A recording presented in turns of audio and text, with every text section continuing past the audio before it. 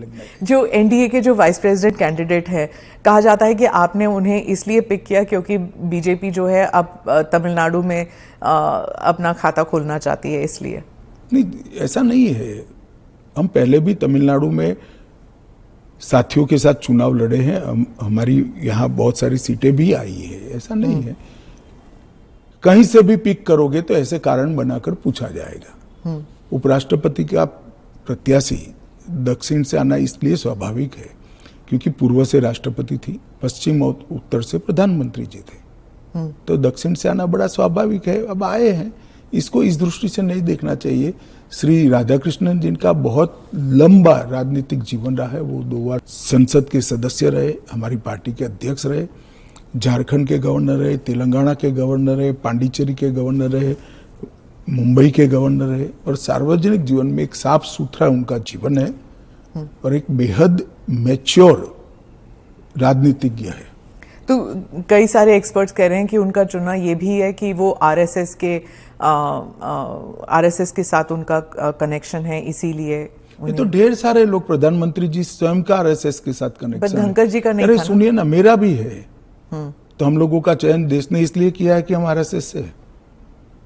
RSS के साथ connection होना कोई माइनस पॉइंट है क्या? आप बताइए। जरा भी नहीं।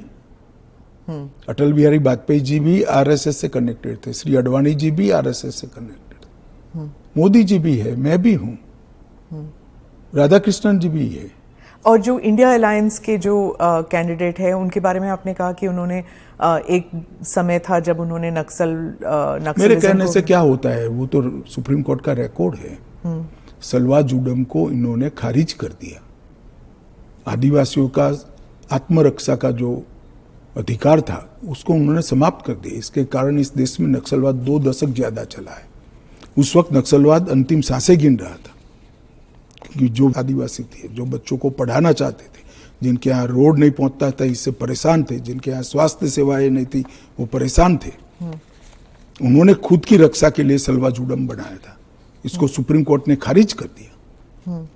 ये तो सुप्रीम कोर्ट का रिकॉर्ड है, इनका जजमेंट है। और इसके बाद जो स्कूल तबाह हो गए थे नक्सलियों के कारण, वो स्कूलों में सीआरपीएफ और सुरक्षा बल बैठे थे, रातों रात एक ऑर्डर करके सबको बाहर कर दिया।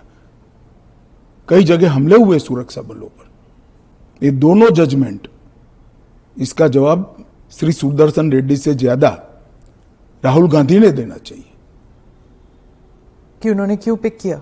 जी, मैं तो मानता हूं यही क्राइटेरिया रहा होगा, नक्सल को सपोर्ट करने के लिए। नहीं, वामपंथी विचारधारा, और ये जजमेंट से निश्चित रूप से नक्सल प्रोटेक्ट हुए हैं। तो क्या वाइस प्रेसिडेंट इलेक्शन भी अब it will be polarising factor? Polarisation क्या है? जब आप इतना बड़ा आरोप लगा रहे हैं कि और पोलराइजेशन अगर होगा भी तो किस मुद्दे पर होगा? देश की सुरक्षा के मुद्दे पर होगा। मैं मानता हूं देश की सुरक्षा पर सांसदों ने विचार करना चाहिए या नहीं करना चाहिए।